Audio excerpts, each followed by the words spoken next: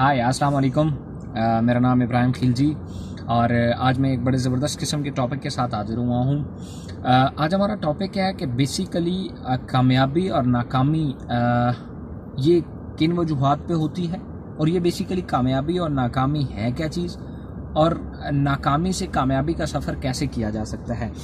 पहले तो मैं आपको कुछ चीज़ें बताता हूँ। कामयाबी और नाकामी ये ज़हनी कैफियत का नाम है, ये ख़ुद से कुछ नहीं है। जैसे मैं आपको अगर बताऊं, अगर आप इस टाइम पर्टिकुलरली किसी भी पोजीशन पे हैं, आप स्टूडेंट हैं, आप बिजनेसमैन हैं, आप जॉब पर्सन हैं, आप वट एवर कुछ भी हैं, आप अगर अपना मवाजना किसी ऐसे शख्स से करेंगे जो आपसे कम नाकाम है या कम कामयाब है, तो आपको पता चलेगा कि आप कामयाब शख्स हैं और आप फील करेंगे कि आप कामयाब हैं। आप उन लोगों से अपना मुवाजना करें जो आपसे ज़्यादा एजुकेटेड नहीं है, आप उन लोगों से मुवाजना करें जो बीमार हैं, आपसे ज़्यादा सेहतमंद नहीं है, तो आप देखेंगे कि आप उनसे आगे हैं, आप उनसे कामयाब हैं। आपको खुद फील होगा कि आप एक कामयाब शख्स हैं। लेकिन जब आप अपना तबादला मुवाजना किसी ऐसे शख्स से करते हैं जो आपसे ज़्यादा कामयाब है, तो आप फील करते हैं कि आप तो नाकाम शख्स हैं। तो ये बेसिकली ज़हनी कैफियत का नाम होता है। अब इस ज़हनी कैफियत को कैसे बदलना होता है, याद रखिएगा, हज़रत अली करमुल्लाह वजहू का भी कौल है कि जो शख्स अपने अंदरूनी हालात को बेहतर कर लेता है, अल्लाह ताला उसके बैरूनी हालात को बेहतर कर देता है। तो आपको सबसे पहले अपने सोच के दायरे कार को बड़ा करना है, और सोच के दायरा कार के अलावा आपकी तरजीहात, आपके डिसीजंस और आपका रोड मैप और आपकी मंजिल सबसे ज़्यादा इम्पॉर्टेंट है। जैसे मैं आपको मेरे एक स्टूडेंट ने मुझे आज से तकरीबन एक दिन पहले कॉल की और मुझे उसने कहा कि मैं क्या करूं, मुझे क्या करना चाहिए। मैंने उसे कहा कि गौर से देखो, कोई भी अपॉर्चुनिटी तुम्हारे सामने से गुजर जाए तुम उसको ग्रैब कर लो। तो उसने कहा बस ये गौर मैं पिछले कोई एक मंथ से कर रहा हूँ, पर मुझे कोई अपॉर्चुनिटी नज़र नहीं आई। तो मैंने उसको एक मिसाल दी कि शेर जो है, जंगल का शेर, उसके बैठने के अंदाज से इंसान उसके इरादों को भांप जाता है। जैसे मैं आपको मिसाल दूं, अगर शेर पेट के बल बैठा हो और अपनी दोनों जो टांगे हैं उसने आगे की तरफ फैलाई हो और पेट के बल बैठा हो, तो इससे ये जाहिर होता है कि वो आराम करने के मूड में है और इस टाइम उसका शिकार का कोई मूड नहीं है, और ना ही वो इस टाइम भूखा है। अब उसके सामने से जितने भी जानवर या शिकार गुजरता रहे, वो उसके ऊपर मुमकिन है अटैक नहीं करेगा। लेकिन अगर शेर बैठा हो पंजों के बल पे, जैसे हम कहते हैं घात लगा के बैठना, तो उससे उसका इरादा सामने आ जाता है कि आया कि वो अटैक करने की पोजीशन में है। अब अगर कोई भी जानवर उसकी रेंज में से गुजरेगा, उसके सामने में से, देन वो उसके ऊपर अटैक करेगा। तो सेम इसी तरीके से जब आप बैठते हैं, अपने इर्द गिर्द गौर करते हैं, तो पेट के बल ना बैठें, आप घात लगा के बैठें, पंजों के बल बैठें, ताकि कोई भी अपॉर्चुनिटी आपके सामने से गुजरे आप उसको ग्रैब कर सकें। शेर भी जरूरी नहीं है कि पहला ही शिकार गुजरता हो और उस पर अटैक करता हो तो वो उसमें कामयाब हो जाता हो। वो हार भी जाता हो, बाजों का शिकार हाथ से निकल जाता है, लेकिन वो दोबारा घात लगा के बैठ जाता है और वो पिछले शिकार पे हमला करते हुए जो उसने गलतियां की थी वो उसको रिपीट नहीं करता। तो सेम इसी तरीके से जब आप किसी अपॉर्चुनिटी को ग्रैब करते हैं और आप उसमें कामयाब नहीं हो पाते, तो फिर पेट के बल नहीं बैठना, दोबारा घात लगा के बैठना है। देखना है कि इस अपॉर्चुनिटी को मैंने ग्रैब करने में कहीं ये मेरे रेंज से बाहर तो नहीं निकल रही थी, कहीं ये मैं वक्त से पहले तो नहीं इसके ऊपर झपट पड़ा, कहीं मैंने कोई डिसीजन लेने में कोई देरी तो नहीं की, कहीं मेरा पैशन या कहीं मेरा एग्रेशन तो नहीं कम था। तो ये सारी चीजें, ये सारी गलतियां दूर करके आपने दोबारा बैठ जाना है और दोबारा घात लगा के बैठना है।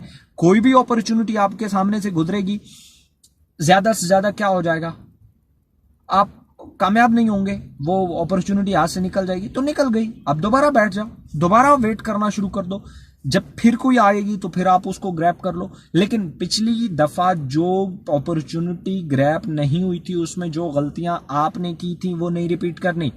देन एंड मुमकिन है आप इस दफा ज्यादा अच्छा कर पाओ और कामयाब हो जाओ।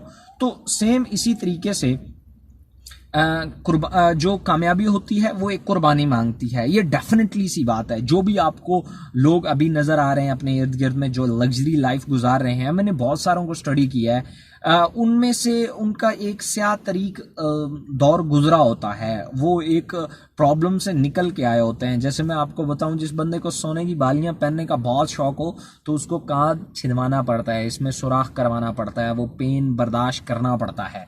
अगर वो नहीं करेगा तो वो सोना नहीं लटका सकता, बालियां नहीं लटका सकता। मैंने एक मिसाल दिया कि मर्दों के बारे में मैं नहीं बात कर रहा।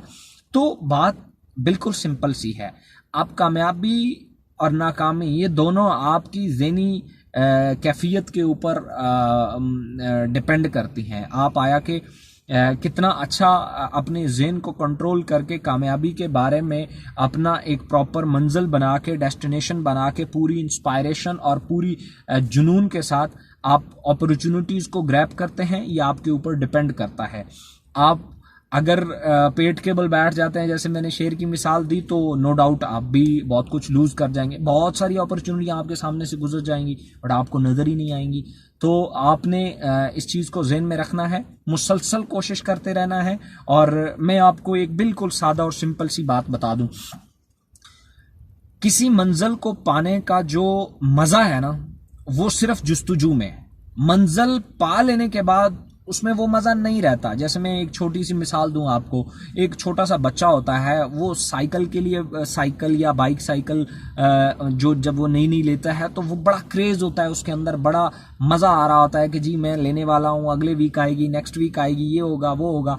लेकिन जब वो ले लेता है तो 2 दिन 3 दिन बाद वो नॉर्मल हो जाता है, मतलब वो अपनी नॉर्मल रूटीन की तरफ वापस आ जाता है। तो मंजिल की जुस्तजू जो है वो मज़ा उसी में है। आप उसी में मज़ा लेके आप मुसलसल जुस्तजू करते रहें तो जो भी आपने डेस्टिनेशन रखी है आप ज़रूर वहाँ तक पहुँचेंगे, ये मेरा बिलीव है। अल्लाह ताला ने कुरान पाक में बिल्कुल क्लियर कट फरमाया हुआ है कि तुम जैसा गुमान करोगे मुझे मैं वैसा अता करूँगा।